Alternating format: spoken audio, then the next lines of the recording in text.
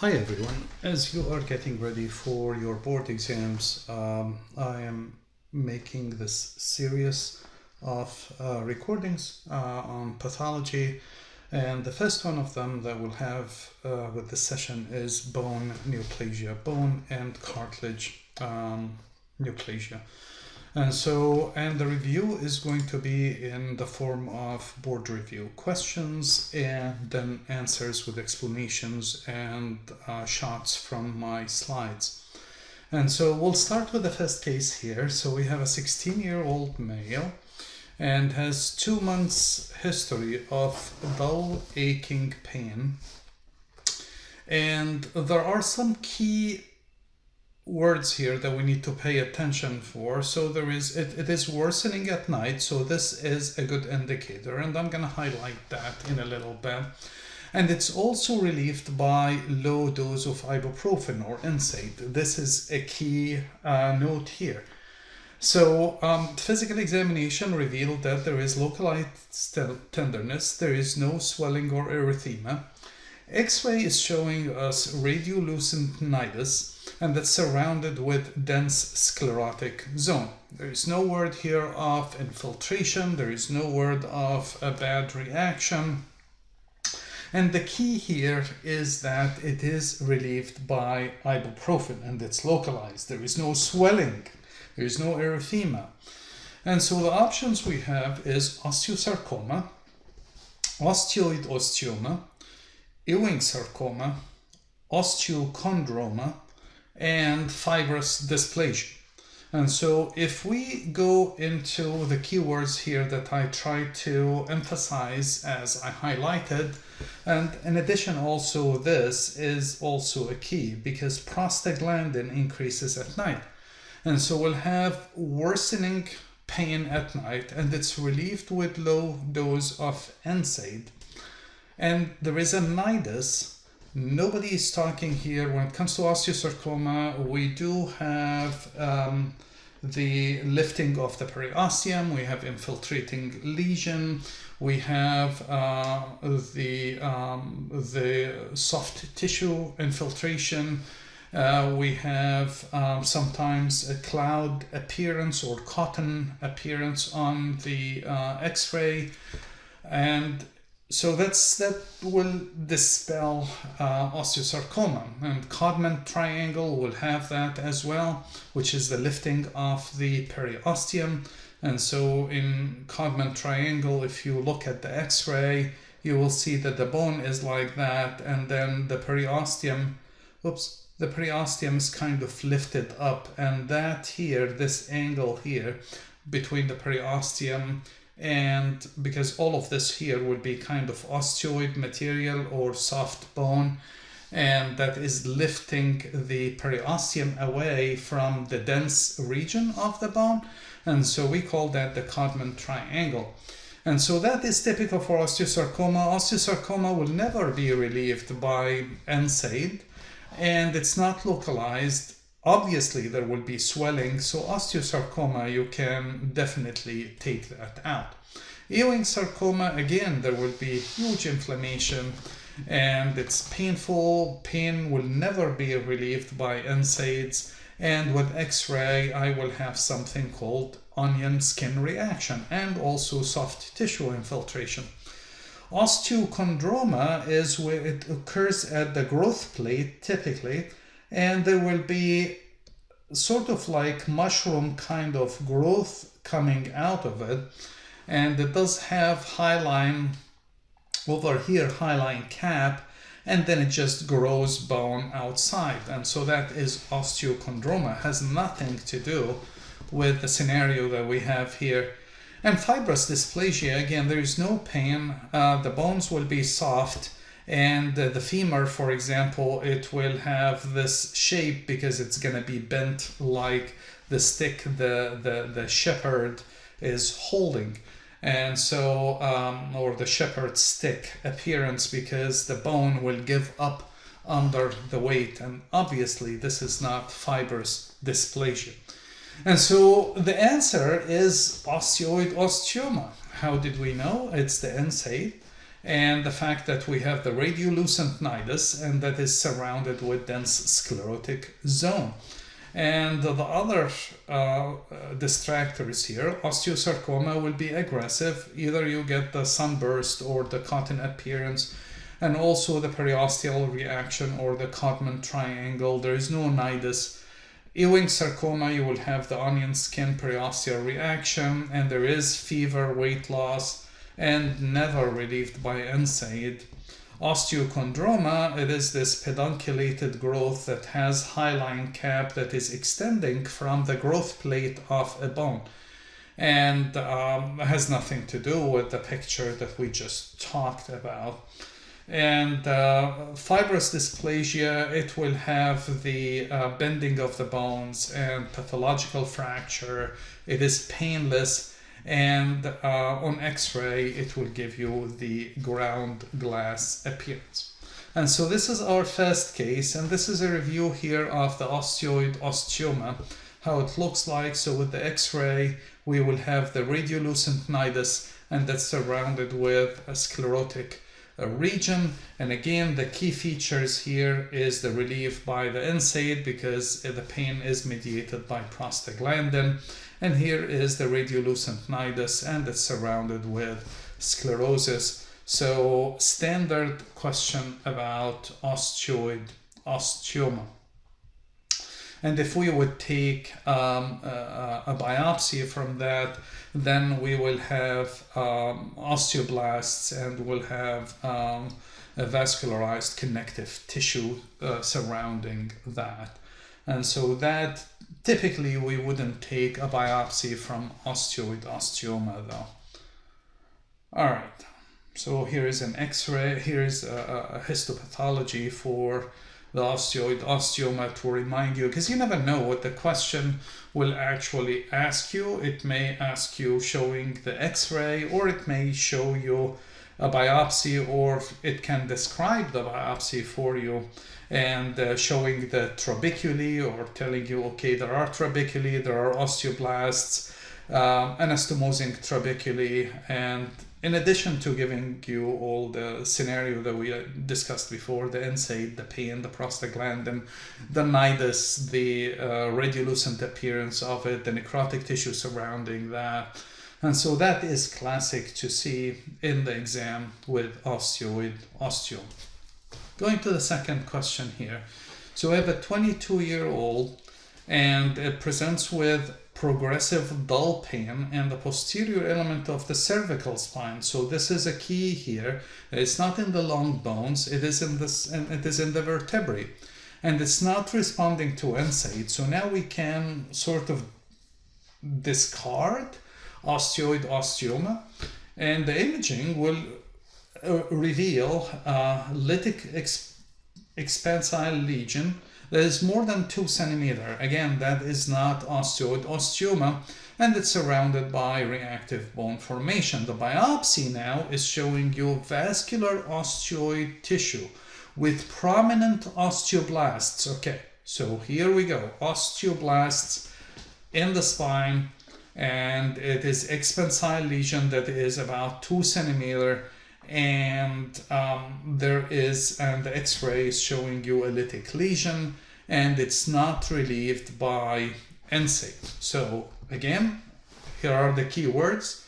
It is in the vertebrae, not responding to NSAID, and it's more than 2 centimeters, and it has prominent osteoblasts. So if we go to osteoid osteoma, we can say no, it cannot be. First of all, there is no nidus, and it should be relieved with NSAID. So that doesn't, and it's typically in the long bones, not really in the vertebrae. So that doesn't speak for it. We're gonna skip osteoblastoma because that is the correct answer. Giant cell tumor, in X-ray, it will give you the soap bubble appearance. It's a lytic lesion, and sometimes it will have fluid level inside it, and the biopsy, it's going to show you the multinucleated cell. Has nothing, again, the tumor cell, which is derived from sort of osteoclastic tumor, and so that has nothing to do with that. Aneurysmal bone cyst wouldn't give you osteoblasts, and it will show you a completely different scenario as well. And chondrosarcoma, it will give you it's typically not in the vertebrae, but it's typically in long bones, and it's going to give you the arcs and rings appearance, or the popcorn calcification appearance that is for chondrosarcoma, and the biopsy is never going to show you prominent osteoblasts. And so you can discard chondrosarcoma. And so gives us the correct answer here, which will be osteoblastoma, again based on what we discussed together, the size, not responding to NSAID, has lots of osteoblasts. And so osteoid osteoma would be small, NSAID responsive. The giant cell tumor, it will give you the soap bubble appearance, and typically in long bones, but sometimes also in the mandible.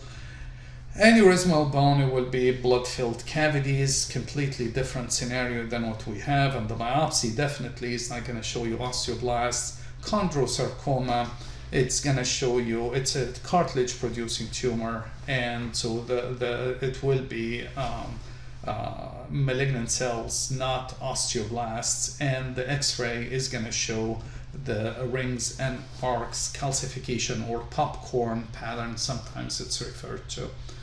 All right, when we get to later on into chondrosarcoma, I will discuss with you more the rings and arcs and the popcorn appearance as we go into other cases.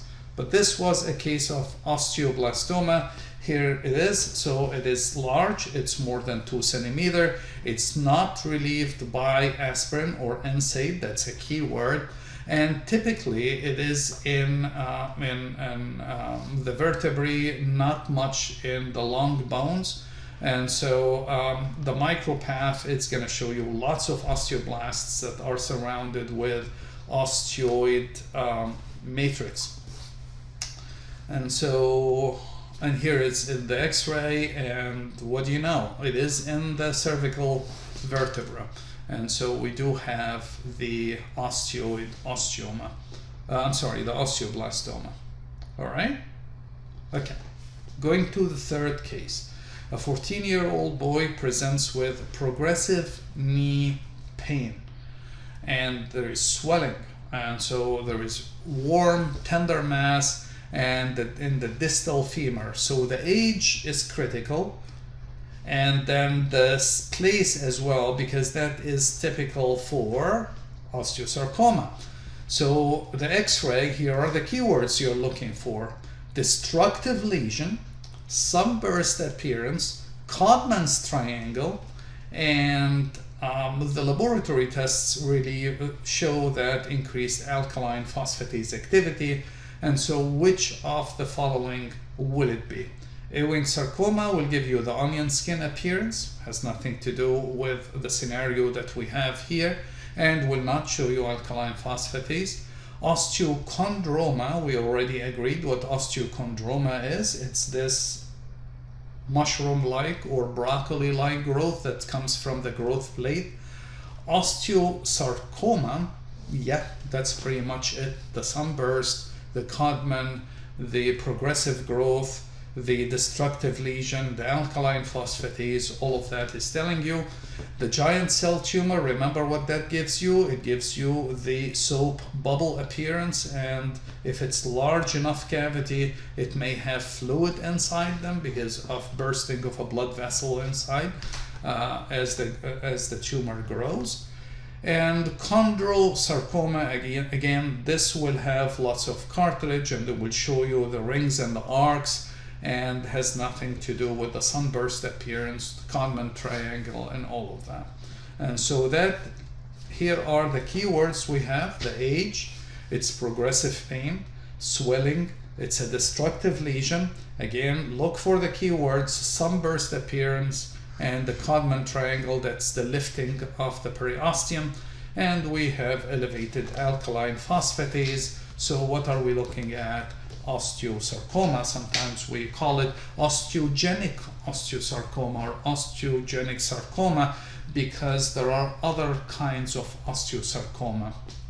There are telangiectatic, there is more types, but they are rare types of osteosarcoma.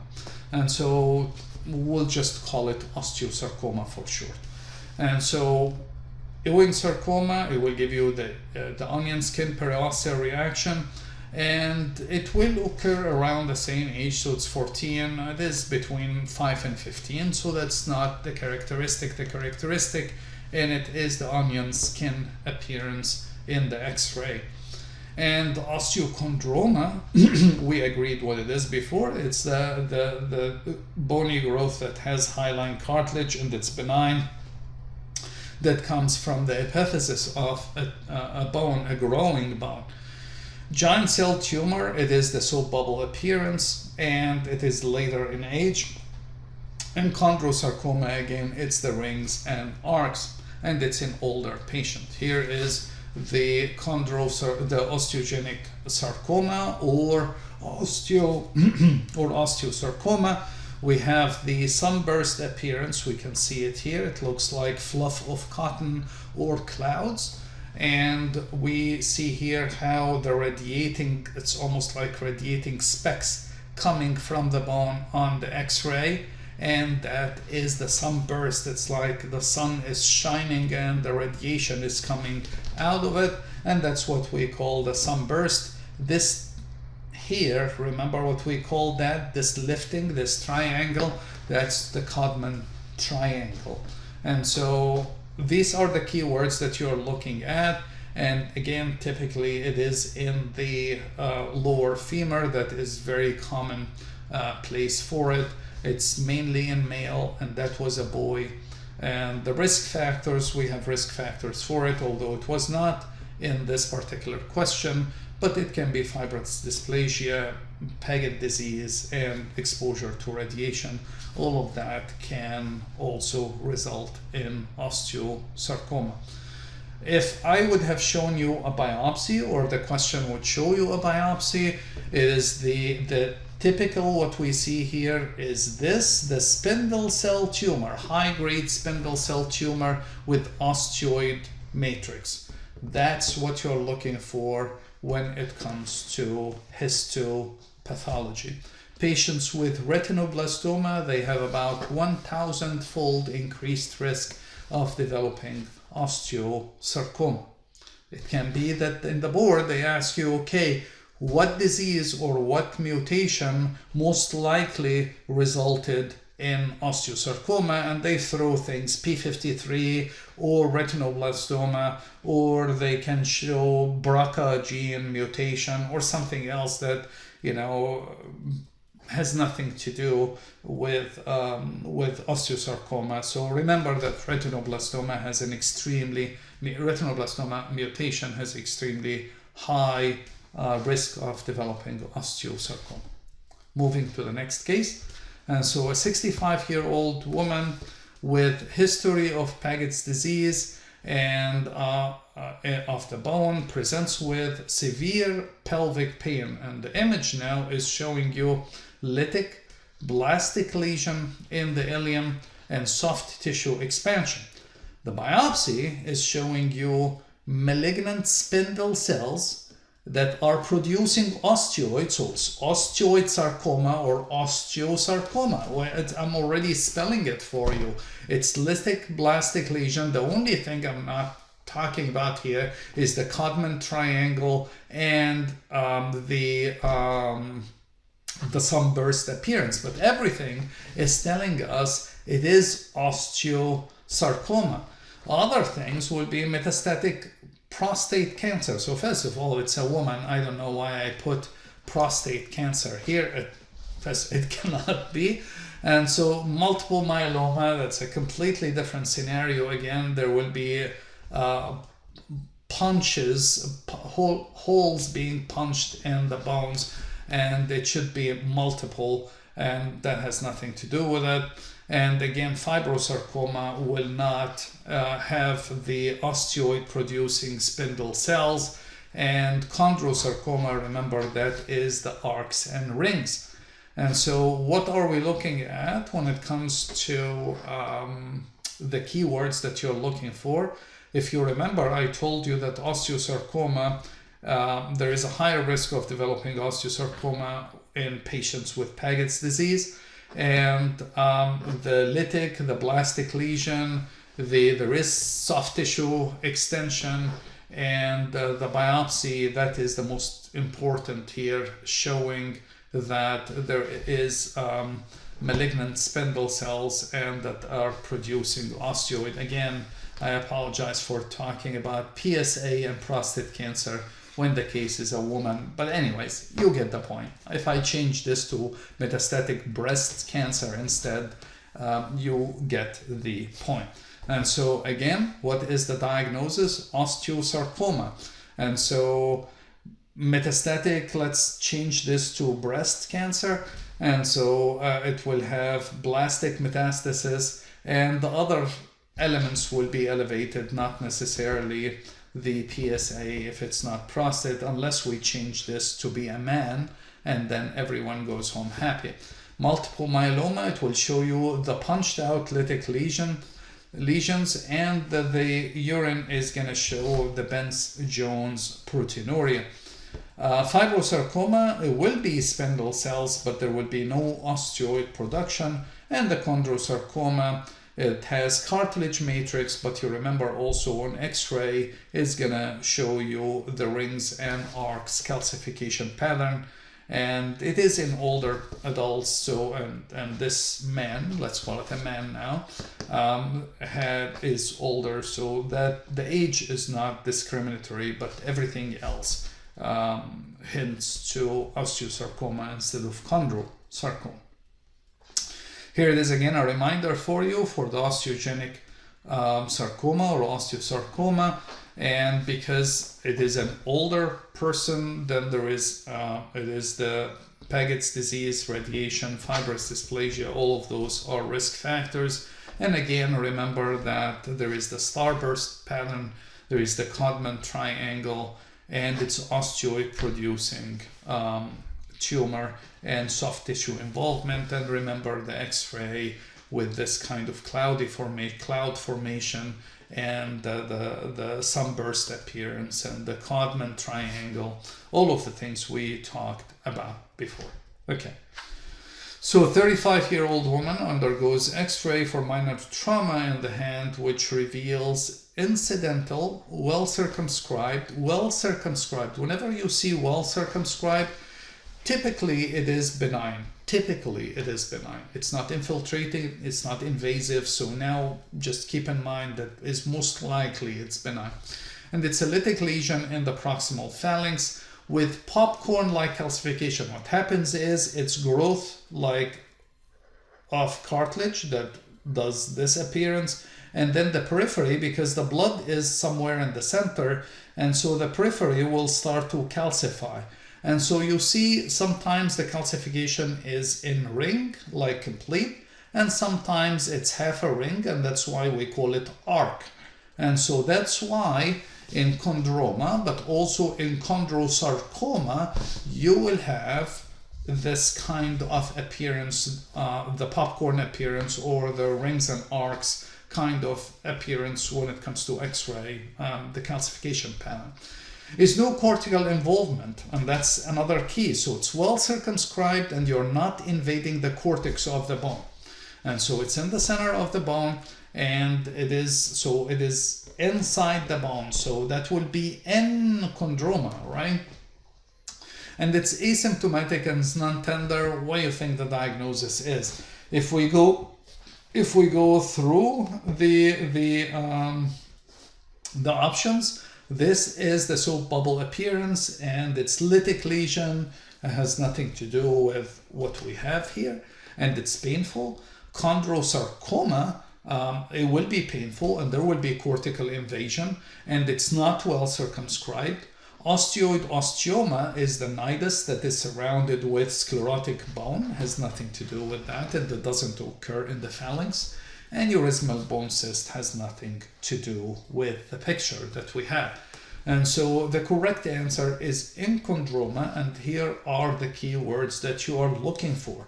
Again, in the giant cell tumor, you will have, it is typically in the epiphysis, but again, it can happen in the mandible, and it causes the soap bubble appearance, and typically in long bones. Chondrosarcoma, and it's not going to give you the popcorn appearance, it is the soap bubble. Chondrosarcoma, it's aggressive, so there will be cortical destruction, and it's not well circumscribed. Osteoid osteoma, we talked about it before, it's the nidus surrounded with sclerosis, and it's relieved with NSAID, and the aneurysmal cyst has nothing to do with the image. So reviewing together, chondroma or enchondroma, and so it is benign, and so enchondroma, it happens from the diaphysis of the medullary cavity, diaphyseal medullary cavity, but there are other less frequent types, the subperiosteal and soft tissue chondroma. The most common type of chondroma is the enchondroma, and so it could be associated with rearrangement of those chromosomes 11q13 to 15, and we see if it's multiple, we see different forms of multiple. So we have the Maffucci syndrome that has multiple chondromas, and also soft tissue hemangioma. Almost all of these patients will develop chondrosarcoma.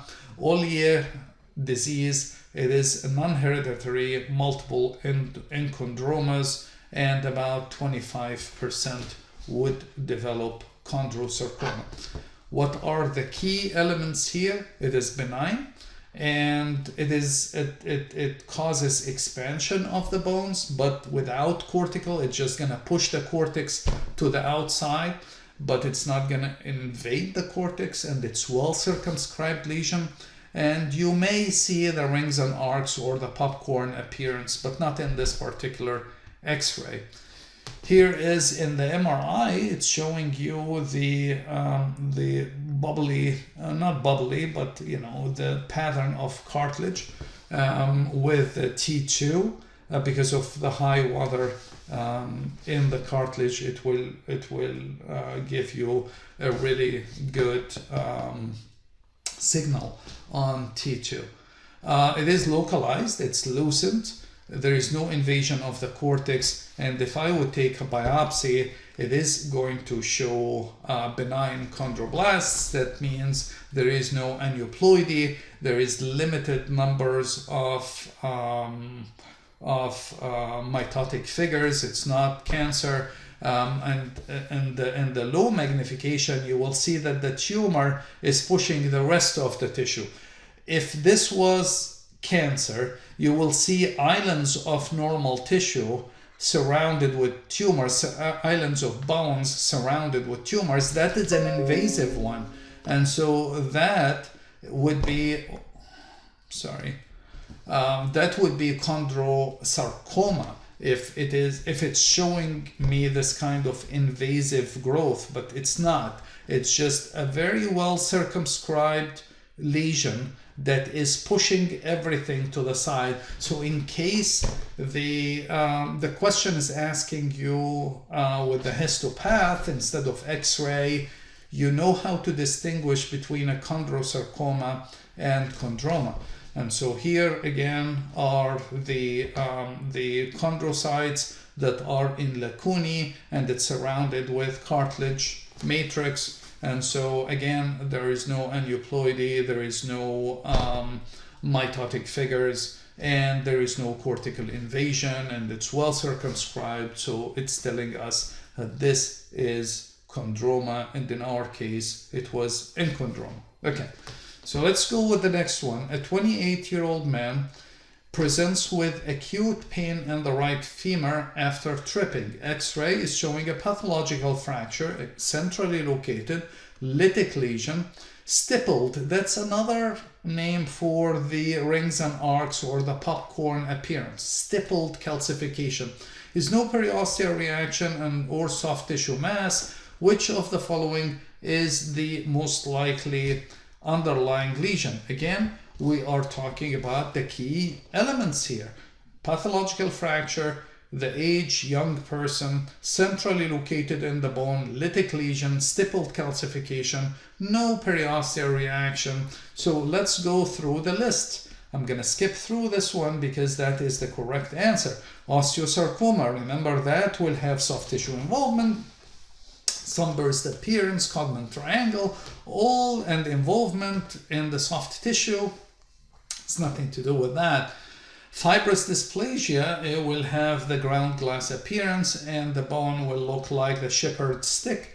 And Ewing sarcoma is the femur, the weight bearing. There will be bending of the bones and disfigurement. Ewing sarcoma, it will have the onion skin appearance on x-ray and the periosteal reaction, very aggressive, very painful. The same thing with osteosarcoma. And metastatic carcinoma also will give pain, and it will be multiple, and it's not a single, and it's not going to be centrally located. And so correct answer is enchondroma. Let's go with the distractors. Osteosarcoma, again, you're looking for sunburst, Codman triangle, painful pain. Even before the fracture, the person should have experienced pain. The ground glass appearance and the bending of the bones, often in the ribs or the femur. If it's in the femur, then the femur will bend, will be like the shepherd stick. Ewing sarcoma, the keyword you're looking for is onion skin periosteal reaction, and there is systemic symptoms. We're going to have a couple of questions on Ewing sarcoma later on in this review. And metastatic carcinoma, we're talking about older adults, and often it is multifocal and involving pain, and it's not going to give you the arcs, the rings and arcs calcification. Remember, stippled, arcs and rings, popcorn calcification, all of this are all. All right, we go to the next question. We have a 10-year-old girl presents with lytic lesions, multiple, here's a keyword here, multiple lytic lesions of the bones and hands, and unilateral limb shortening. Physical examination reveals soft bluish subcutaneous nodules. Biopsy showing mature hyaline cartilage. Which of the following is the likely diagnosis? So we go to the keywords: young patient, multiple lytic lesions, and mature hyaline cartilage. So what would be the answer? Maffucci syndrome. And I actually added things in the question that weren't in the, but I forgot to add it to all of them, which is that there is no aneuploidy. And just to make it very clear from the chondrogenic osteosarcoma, but even without the no aneuploidy, chondrogenic osteosarcoma is not going to give you mature hyaline cartilage, and it's never multiple. So we go to the distractors.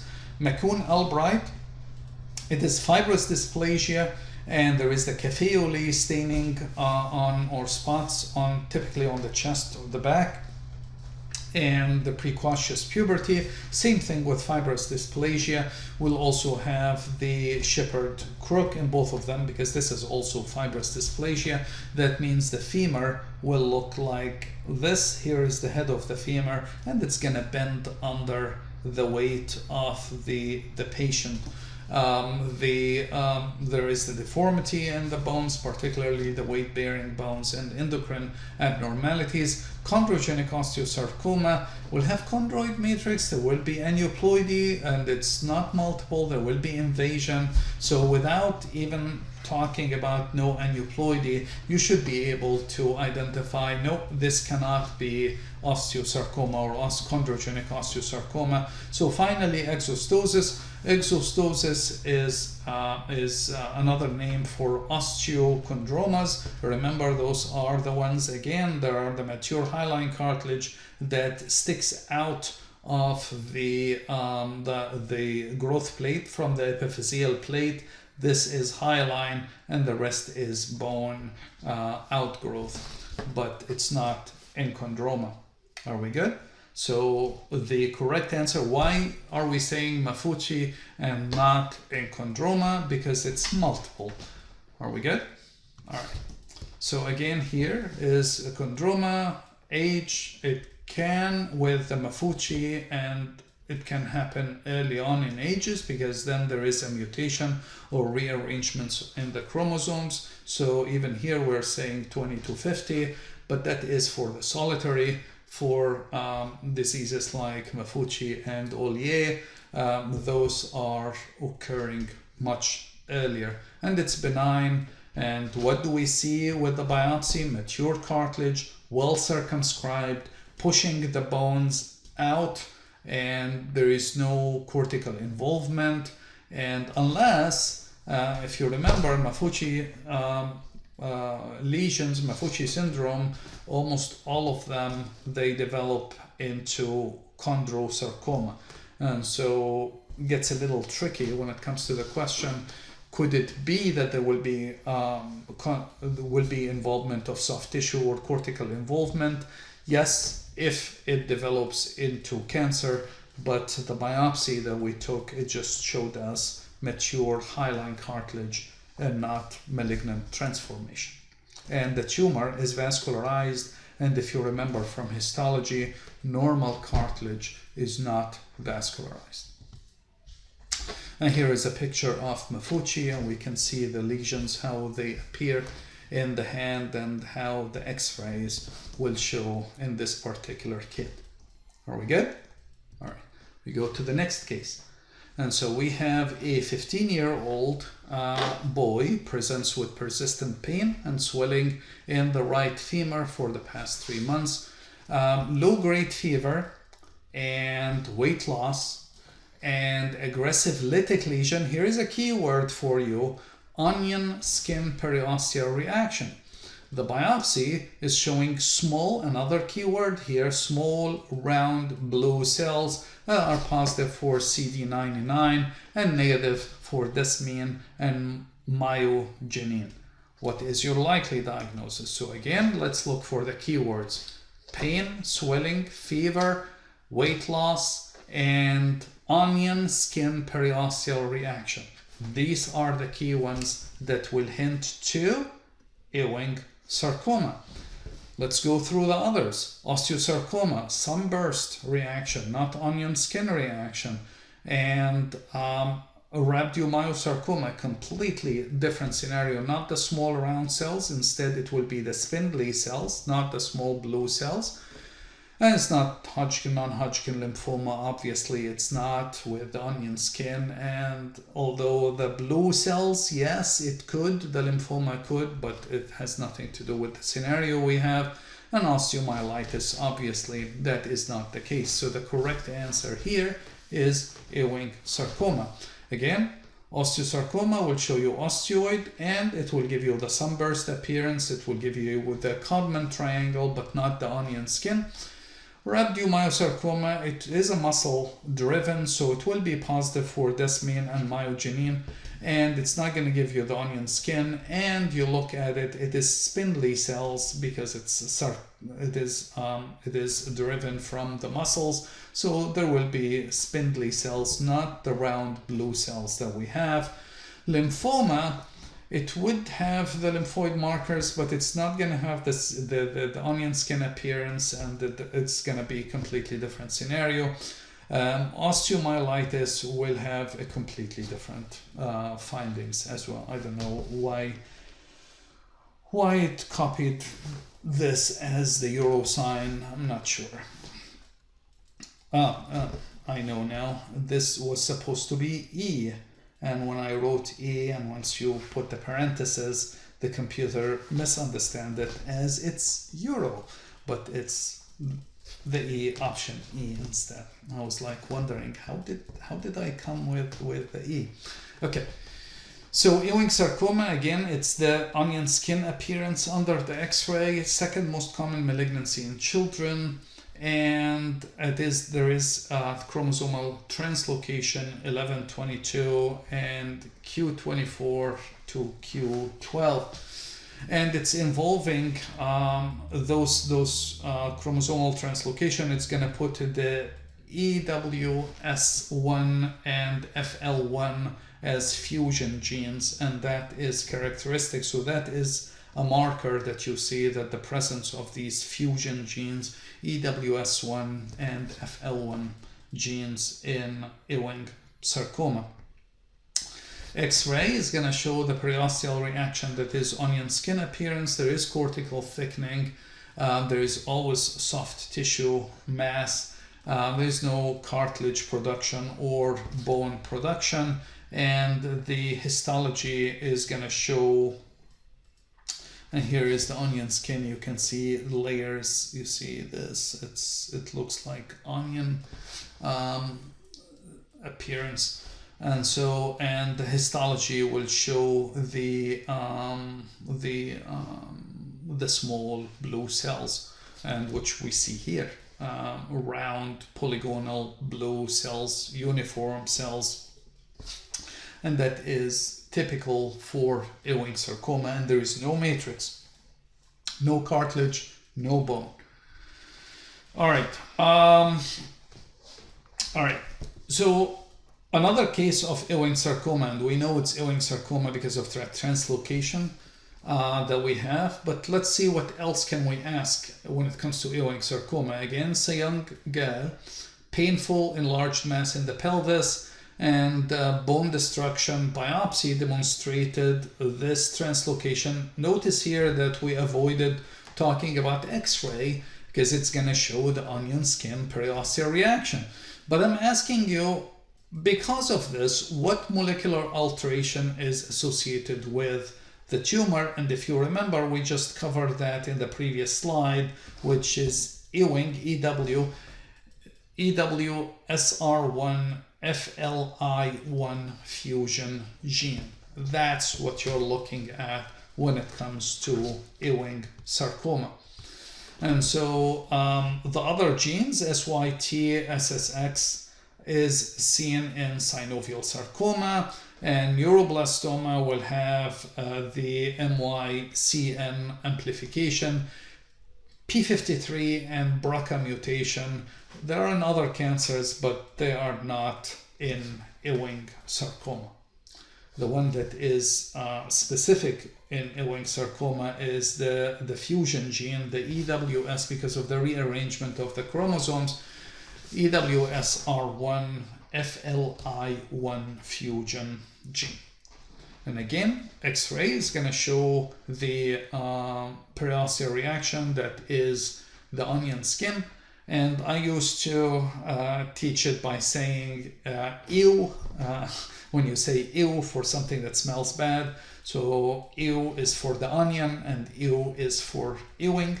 And so you may remember it with that. And when it comes to the chromosomes, if you add 11 and 22, then we'll have 33. And there was a famous basketball player with the New York, and that is, his name was Ewing.